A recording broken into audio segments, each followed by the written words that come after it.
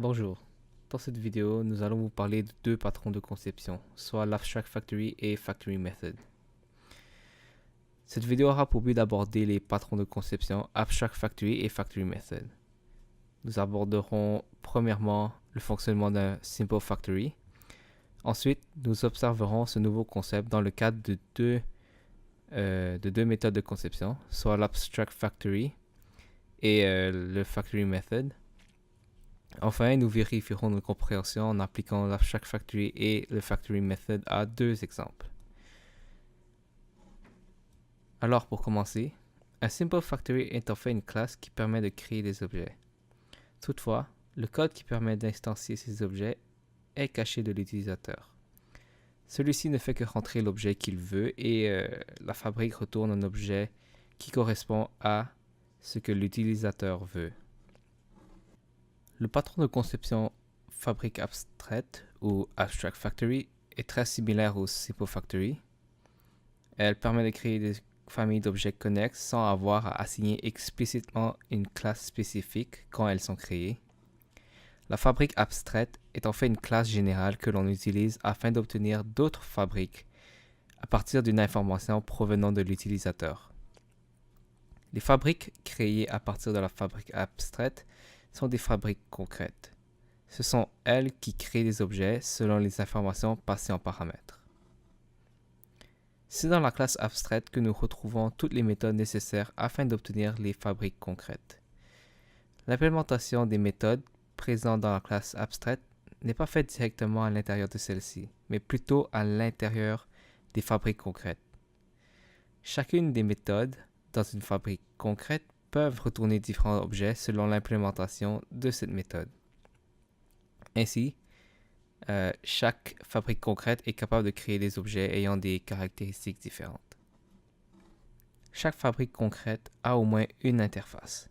L'interface permet de donner la signature d'une méthode qui sera implémentée différemment dans plusieurs classes concrètes. Finalement, les objets qui sont créés par les fabriques concrètes peuvent hériter de différentes classes parentes à cause de la façon dont chaque fabrique est implémentée. Maintenant, passons à l'exemple. L'exemple a été pris en ligne et la référence se trouve à la fin du vidéo. Ici, on peut voir que la classe widget est une classe abstraite de base. Elle va être utilisée par tous les produits. Elle est virtuelle pure et donc la fonction draw devra être implémentée à l'extérieur de cette classe. On a maintenant deux familles de classes concrètes, un pour Linux et un pour Windows. Chaque classe hérite de la classe abstraite de base widget. L'implémentation de la méthode draw est faite dans ces classes concrètes. Draw ne fait qu'afficher un string. Maintenant, on crée une fabrique abstraite qui nous permet de créer les objets que l'on veut, soit un bouton ou un menu. La fabrique abstraite est aussi virtuelle pure et donc l'implémentation des méthodes createButton et createMenu doivent être faites dans une autre classe. Les deux classes de fabrique concrètes, Linux Factory et Windows Factory, correspondent aux deux familles de produits, soit Linux et Windows. Chaque fabrique concrète crée tous les produits d'une même famille.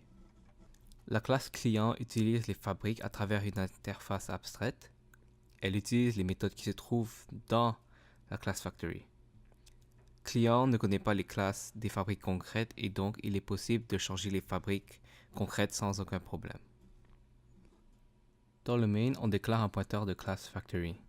On crée une condition, puis on affecte un new Linux Factory dans le if et un new Windows Factory dans le else. On crée un pointeur de classe client et on affecte un new client avec le pointeur Factory créé précédemment. Finalement, on utilise la méthode draw. On obtient finalement l'affichage pour les produits de la classe Linux car on avait fait un define Linux au début du code. Il est toutefois très facile de changer la fabrique qui est utilisée. Parlons maintenant de Factory Method. La définition officielle de Factory Method se lit comme suit. Définit une interface pour créer un objet, mais laisse la sous-classe décider quelle classe à instancier. Cette définition pourrait sembler un peu floue au début, mais devient simple une fois que l'on comprend le concept. Selon le schéma ci-dessous, on voit que le client n'a pas un lien direct aux classes qui créent un objet, mais bien un lien vers un créateur abstrait. On appelle Factory Method car ce sont les classes enfants qui implémentent la méthode create. De plus, le créateur ne retourne qu'un seul objet. L'objet peut être de plusieurs types, mais hérite toujours de la même classe parent. Pour encore mieux comprendre le concept, regardons le schéma étape par étape. À l'étape 1, le client conserve une référence au créateur abstrait, mais l'instancie avec l'une de ses sous-classes. À l'étape 2, le créateur abstrait a une méthode qui permet la création d'un objet où tous les classes enfants seront implémentées. On déduit que le type de l'objet retourné sera de celui de la classe parent. À l'étape 3, l'objet en question est créé, soit enfant A ou B. Enfin, à l'étape 4, l'objet est retourné au client.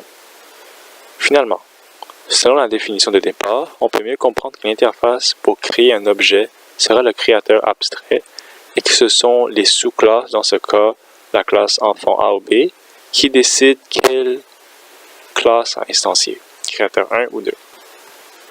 Regardons maintenant les avantages et les désavantages d'utiliser Abstract Factory ou Factory Method.